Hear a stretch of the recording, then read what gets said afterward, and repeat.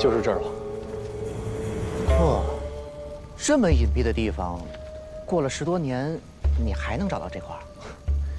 我爹教给你的看鱼之术全忘了，就没好好学嘛。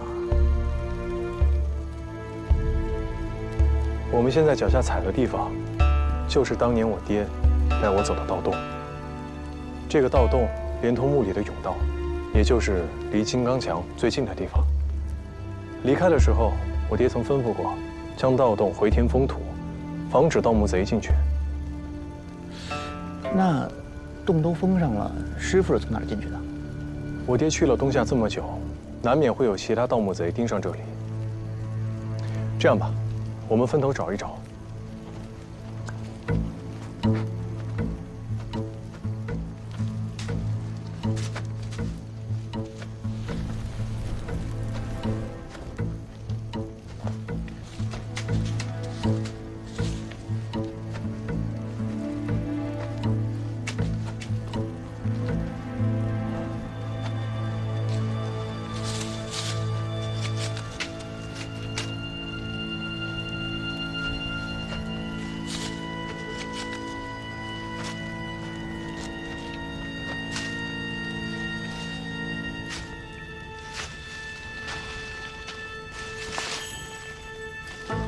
关峰，来。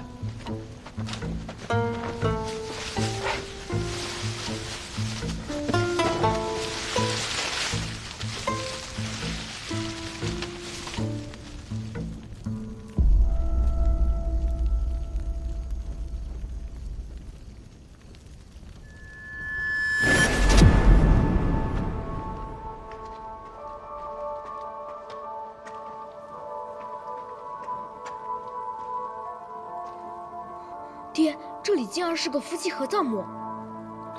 那你看看能不能找到墓主人的身份？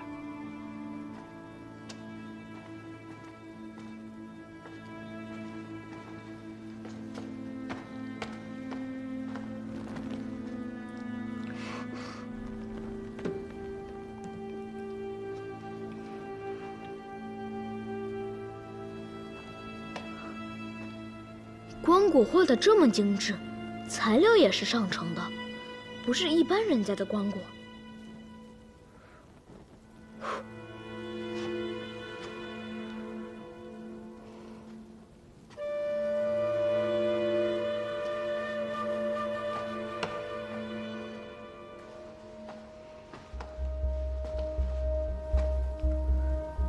怎么没有碑文？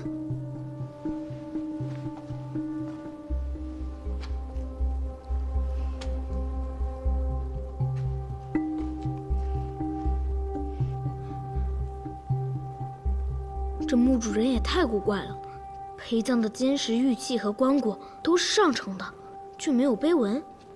难道他不想让人知道自己的身份？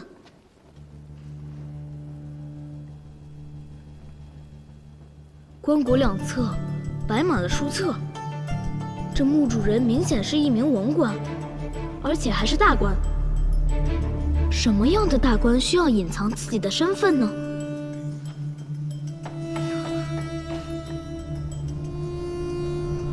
我猜墓主人的碑文就藏在这石龟之中。那为什么他不光明正大的刻在外面，而是藏在人瞧不见的地方？娘教书时曾说过这么一个人，他云游四方，靠钱财离间各国君臣，离间不了的还暗杀之。他就是前朝长史刘贤。他习惯隐藏自己的身份，自然也会隐藏自己的碑文。那就让我来看看到底是不是他。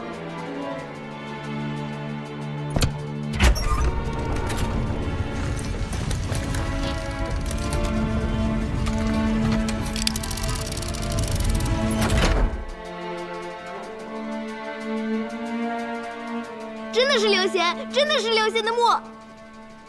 师傅，刘贤墓的盗洞都探查清楚了，看样子应该是打了不少日了，估摸着不出2日就能打通到后殿。还有我们进来的这个打通了甬道，好在盗墓贼死在了机关里，否则这里肯定被糟蹋了。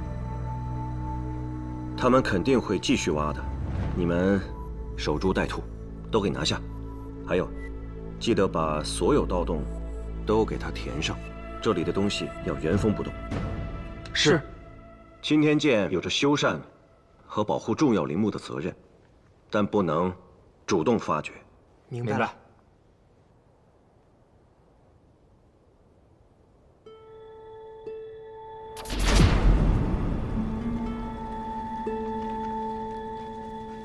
哎，地上有火把。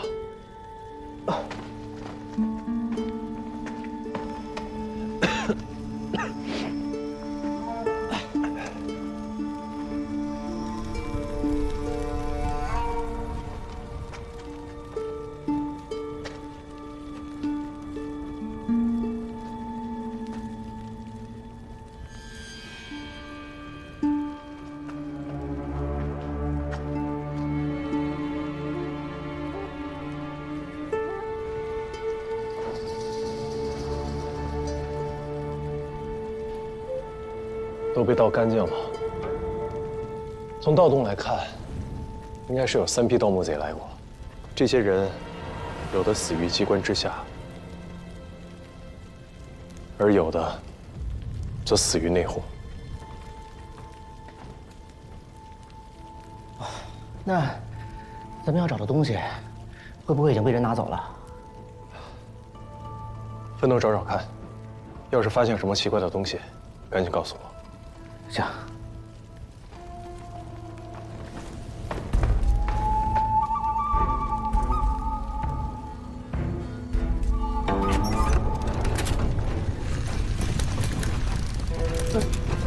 小心！这什么东西啊？别担心，这是刘贤的碑文。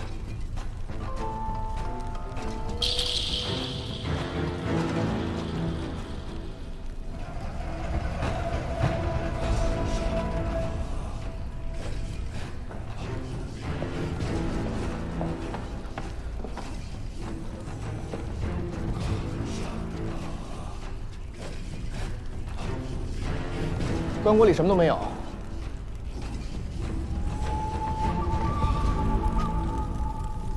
石磊，帮我拿一下。这是干什么呀？我爹说过，青天剑的人要好好对待每一具尸骨，就算我们没有拿到我们想要的东西，也要将他们好生安葬。我们离开之前，要把棺椁恢复原状。纹路怎么是反的？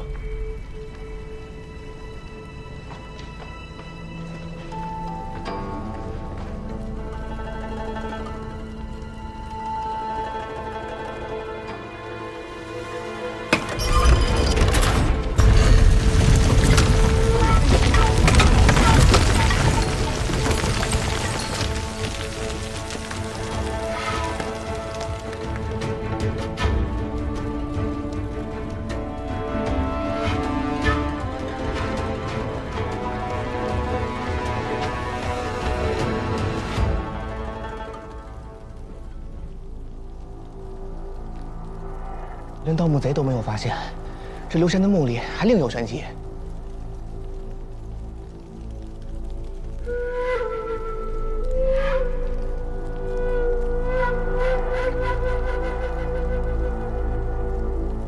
这把刻刀是我爹最常用的，这刻刀的刀柄被刻坏了一个角，我爹心疼了好久。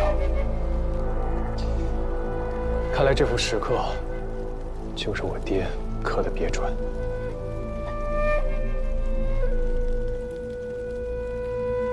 但是，这个如果是师傅刻的话，那为什么在最后空出来一个字啊？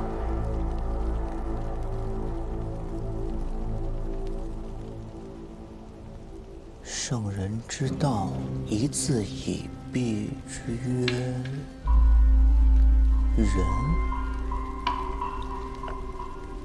仁，曰圣。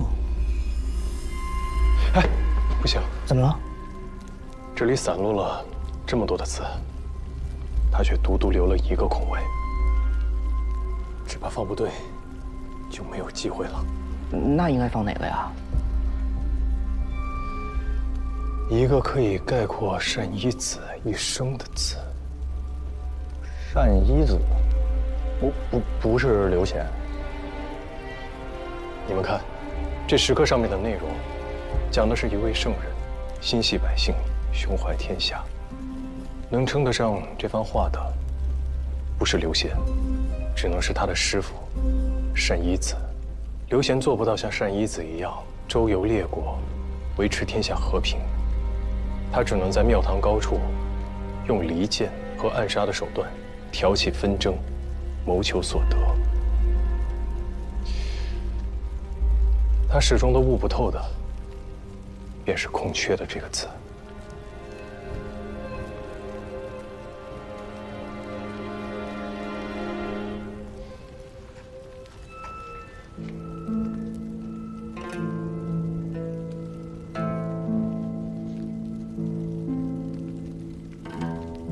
贤，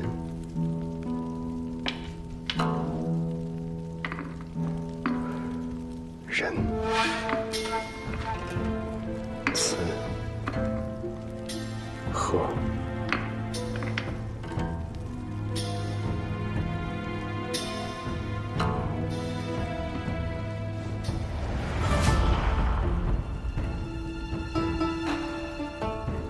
恒。圣人之道，一字以蔽之。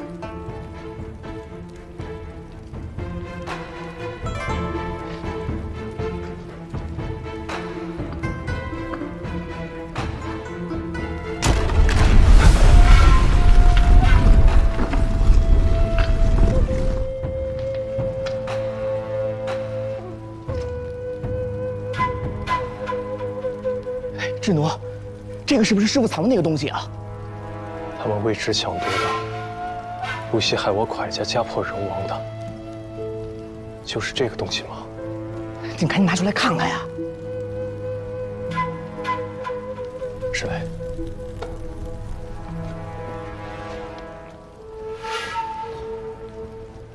小心。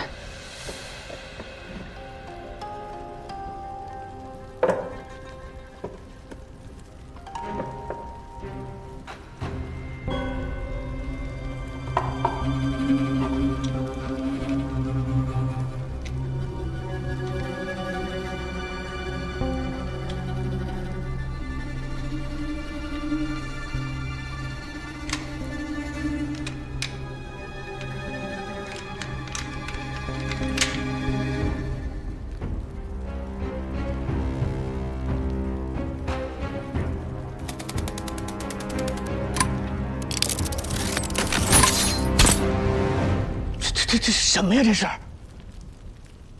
这不是我们要找的那个东西。啊？这是我爹做的青铜匣。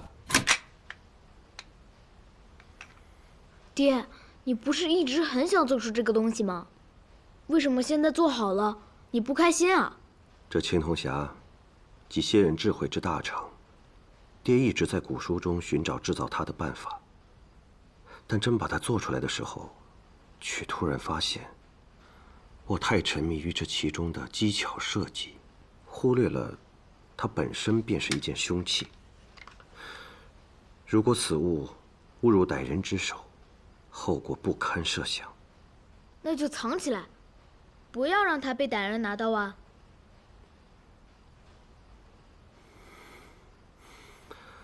智奴真聪明。好，我们就把它收起来，找机会藏在一个不会被人发现的地方。自那以后，我就再也没有见过这个青铜匣，直到今天看到它，我才明白，原来我爹早就把它藏在了这里。难道是从东夏回来那天？不，应该是小时候他带我来的那一次。可如果那天师傅没来过这里，那他为什么从西南方向绕路回家？总之，我爹没有取走青铜匣，那他从东夏带回来的那样东西，也一定不会在这里。原路返回，这里不用再找了。走。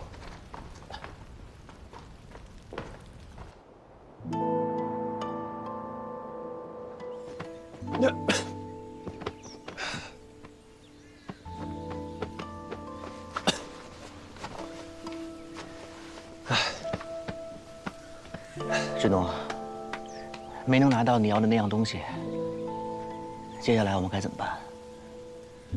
也不是完全没有收获。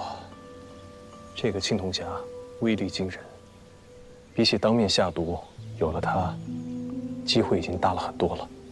那我们一块儿去杀了他。我也可以帮你。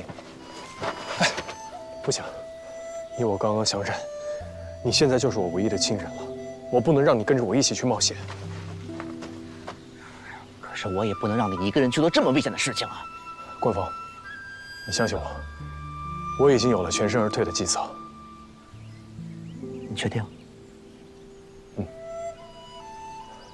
等我干完这件事儿，我们就一起离开，一起去找一个山清水秀的地方，再也没有人认识我们。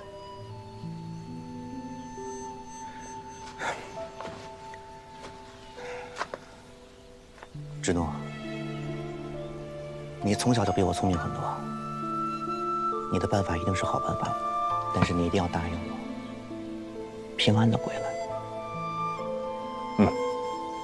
你放心，还有一件事情交给你们俩，把这个盗洞用土回填起来，方式一些。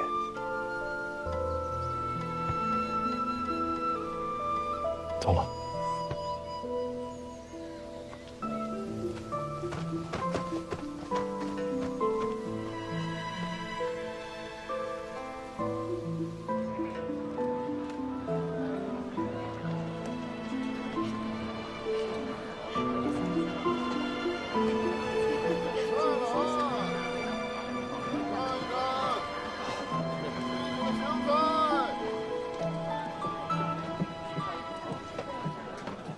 小哥，将这封信交给你们库房的那位先生。好。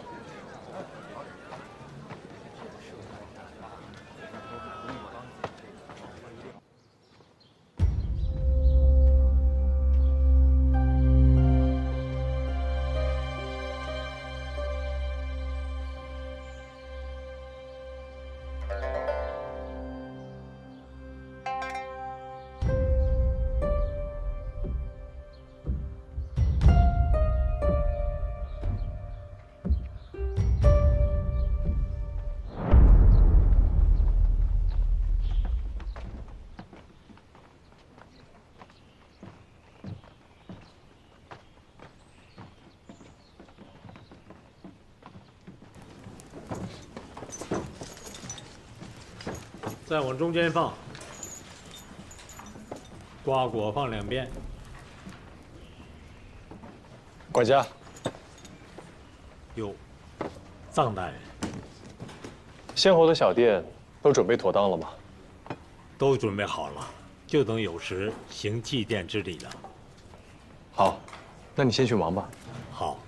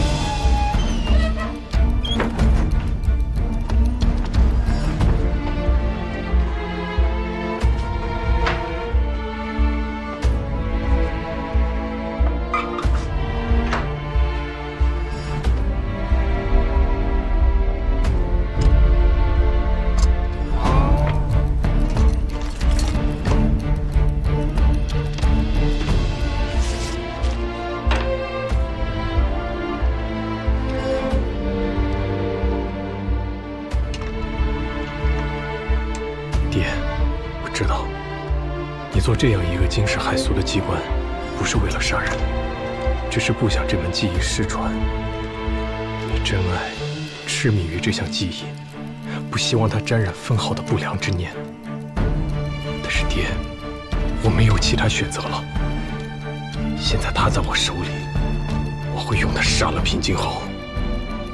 为您，为母亲，妹妹和所有的师兄弟们报仇。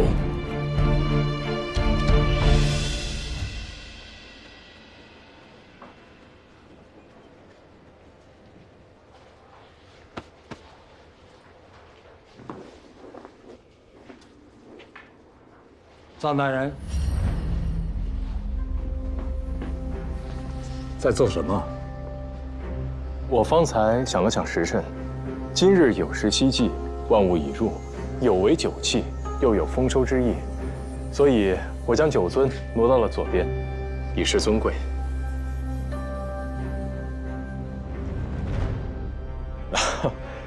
方才整理的时候，不小心沾到了香灰，清理一下。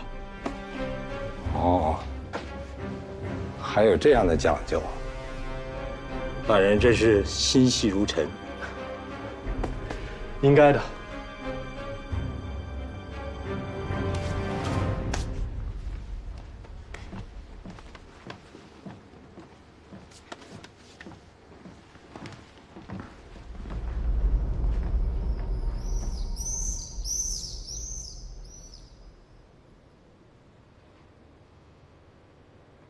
侯爷，时辰到了，该上香了。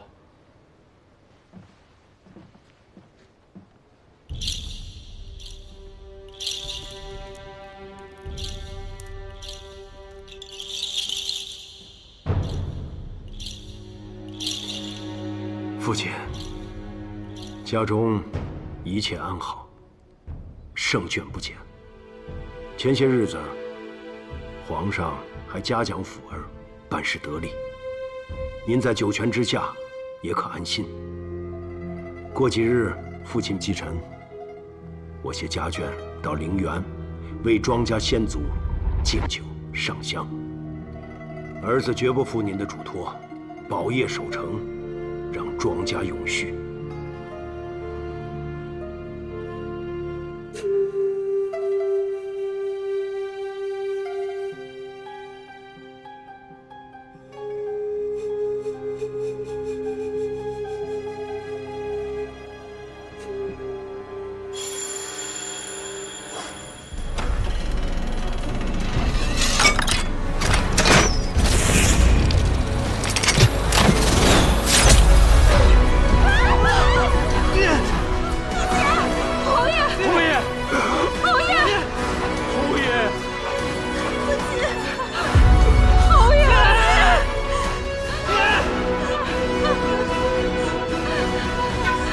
知行怎么还没来？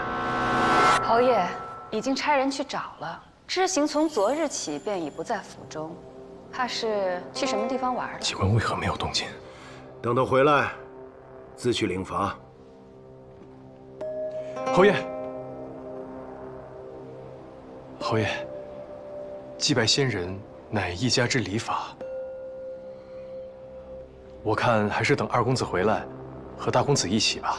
为什么要等他？目无家法，本侯不想见他。今日二公子不在，人数欠缺，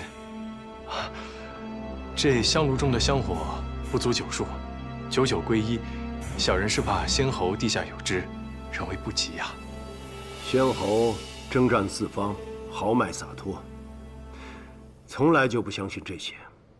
就算泉下有知，求的也不是99归一。不过，你为何如此紧张？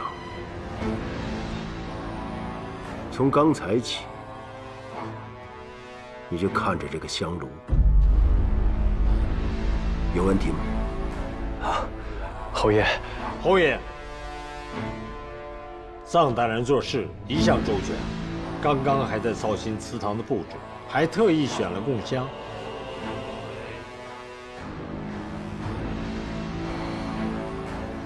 这香有何不同？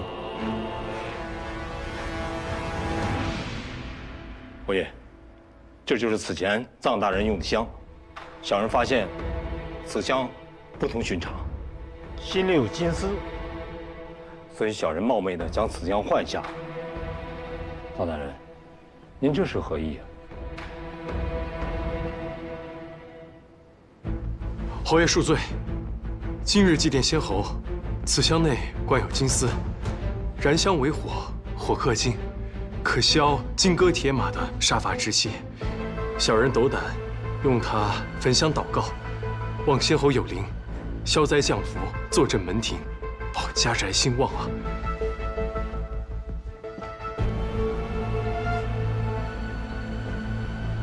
庄山，在。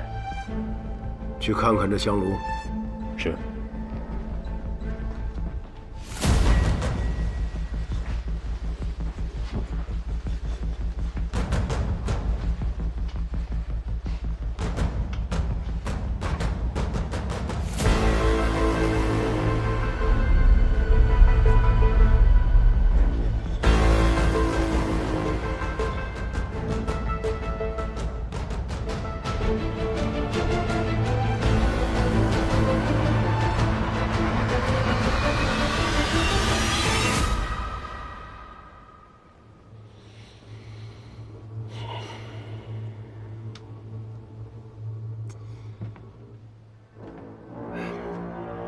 既然是为了家宅安宁，为何自作主张，不和人商量？侯爷刚硬强妄，小人怕侯爷不信这些风水玄说，听了心烦，所以小人便擅作主张，还望侯爷降罪。本侯就是火命，不然这些年怎么立下赫赫战功？庄山，侯爷，藏海是为侯府着想，你坏了他好意，该罚。小人自作聪明了。继续吧。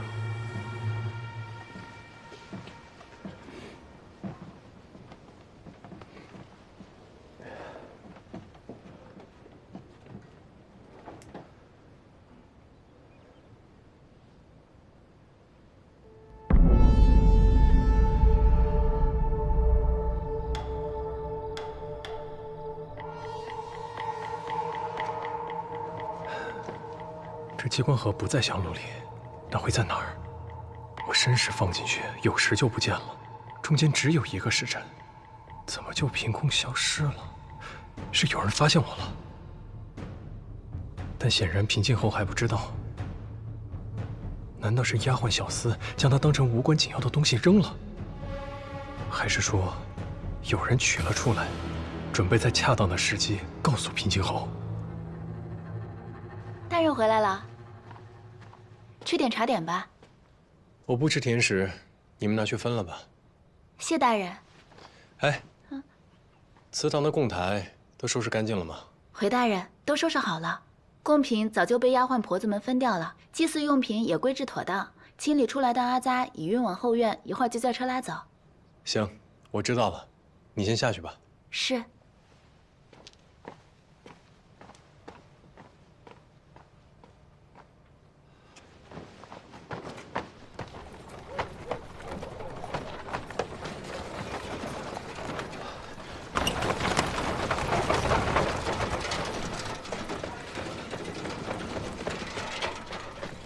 你在找什么？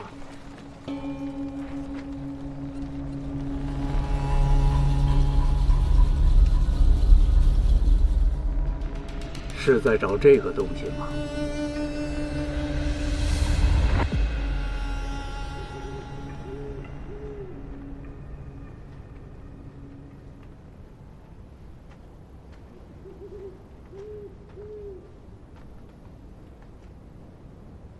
为什么现在要杀他？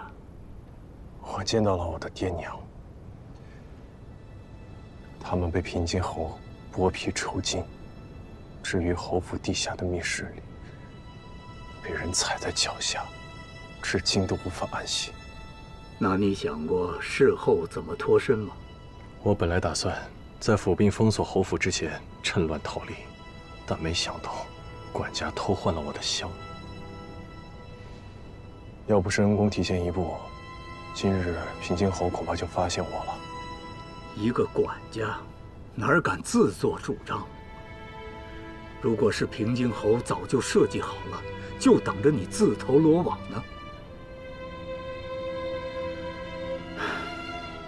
你就没有想过，让你杀平津侯的人是他自己吗？过些日子是家父继承，先在府中加殿，再去陵园祭拜。你也好好准备一下。不知侯爷为何让我搬进内院？按规矩，幕僚都住舍人府的。当年杨真杨大人最得势的时候，也没能搬进侯府内院来住。能坐在这张桌子上吃饭，都是本侯最信任的人。侯爷，最近市井上有一些关于小人的流言，流言本侯听得多了，都是些无稽之谈，不用放在心上。这些都是工部的图纸啊。侯爷的意思，以后有些事情，希望您多替大公子背后背。他对你委以重任，你接近他就更容易了。待会儿吃完粥，你自去本侯的书房把魏辽子给取来。臧大人以后可以自由出入书房，不必再中转了。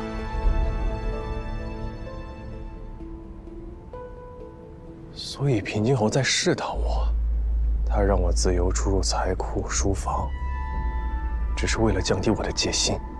你现在冷静下来，一切都想得通了。平津侯仇家众多，你如今是他的贴身幕僚，他就是想看看你在强压之下是否会有异心。不要把他当成莽夫，更不要觉得他是你可以轻易算计的。他死了，你也必死无疑。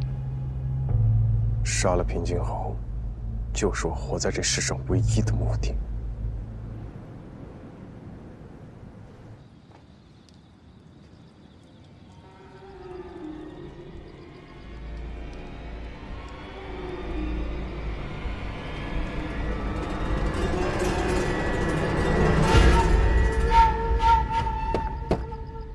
进来。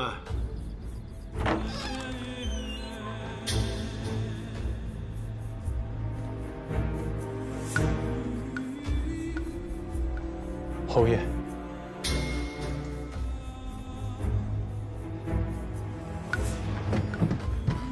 侯爷，小人犯了大错，请侯爷责罚。你出什么事了？这是小人近日收到的东西，怕是有人信了外面的流言，想要以此要挟小人，谋害侯爷。是小人刚愎自用，心想着区区鼠辈玩弄把戏，小人1、2日内便可以找出此人。不想此等小事还让侯爷费心，但小人无能。查了2日，一无所获。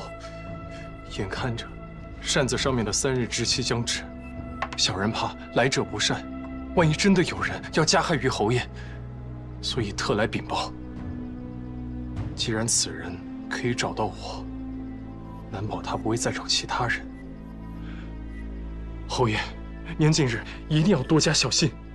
你不仅怕有人加害本侯，更怕3日之期一到，本侯没事，他不会放过你。侯爷恕罪，小人的确怕死，但小人更怕侯爷身陷险境。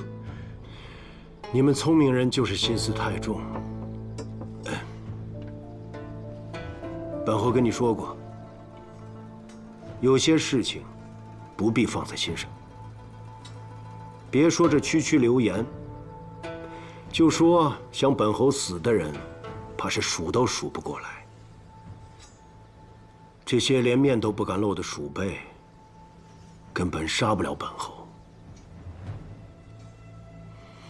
你现在是本侯的心腹，他们自会从你下手。你要记住，既然本侯是你的靠山，以后有什么事，别闷在心里，只管开口便是。多谢侯爷。那这事儿，行了，你先回去。此事，本侯自有办法查清。是。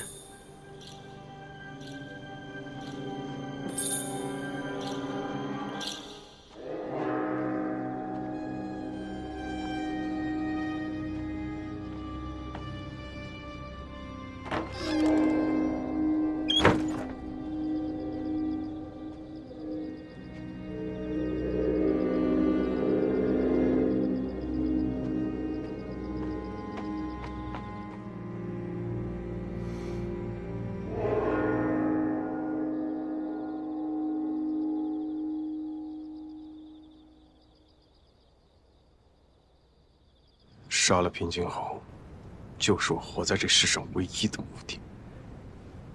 被仇恨蒙住了双眼，是报不了仇的。就算平津侯在你这一计中丧命，你也没有机会再施展第2计、第3计了。恩公的意思是，我要是告诉你，你的仇人不止平津侯一个，还有其他人呢？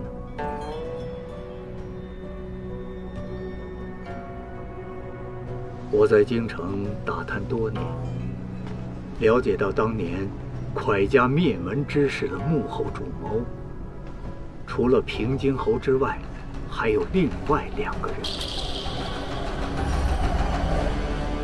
这3人要抢夺你父亲从东夏带回来的那样东西，所以你的仇人不是1个，而是3个。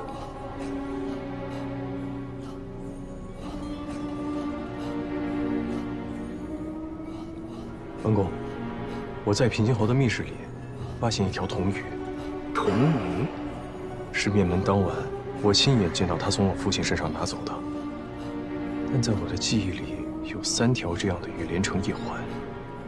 也就是说，有可能是他们3人一人拿走了1条。他们是谁？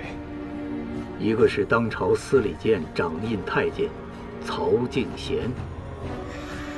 曹敬贤大权在手，自然横行无忌，经常罗织罪名，陷害臣工，清除朝中政敌，壮大自己的势力。平津侯放纵渠交，凌钱杀人。你可知，言官们弹劾他的奏本，为何都进了侯府？是曹敬贤给压下来的。他们俩里应外合，官官相护。那另外一个人是谁？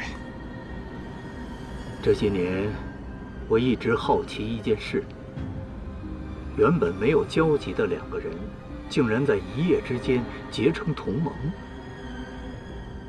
10年前，平津侯从东夏返回京城，当晚，他和曹敬贤都离开了各自的府邸。第2日，蒯家就遭遇了灭顶之灾。我想，他们一定是去见了第3个人，但这个人藏得太深，我一直找不到有关他的线索。你方才说的铜鱼，验证了他的存在。请恩公告诉我应该怎么做。如果是我会折服，静待时机。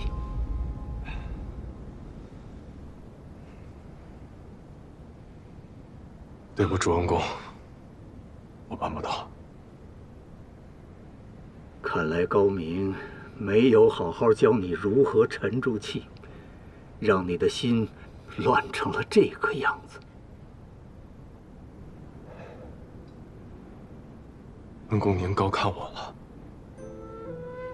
为了杀平津侯，我蛰伏了10年。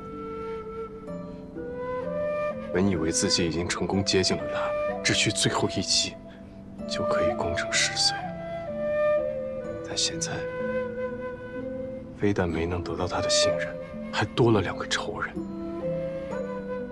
每天夜里在梦中，我都会见到我父母渴望的眼神。我活在这个世上的每一日都是煎熬，不想让他们等太久。然而我最怕的不是等，而是我穷尽一生也无法报仇。你当然能以匹夫之力成为一击之剑，但平津侯一死，另外2个人会立刻知道。你再想接近他们，绝无可能。你是杀了平津侯，功成身死，还是忍小愤而救大谋？自己权衡吧。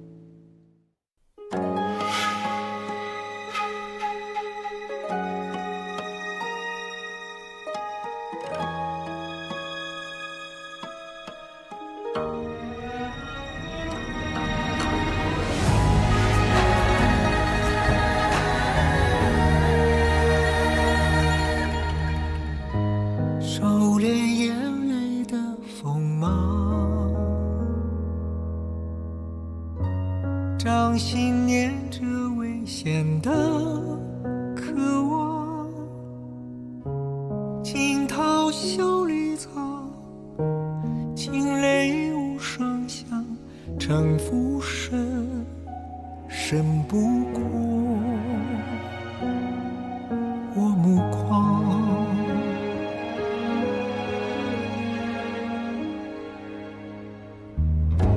阴谋是我护身的衣裳，阳谋是我纵横的刀枪，用隐忍的狂，稀释道德藏，也不黑，只因为我心滚烫。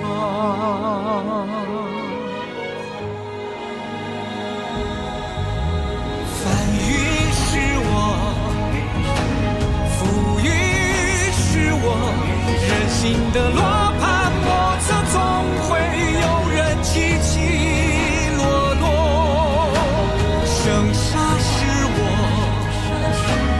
雨多是我，上夕阳如烈日赤裸，与君共高歌。芒种是我，秋收是我，天下是我，苍生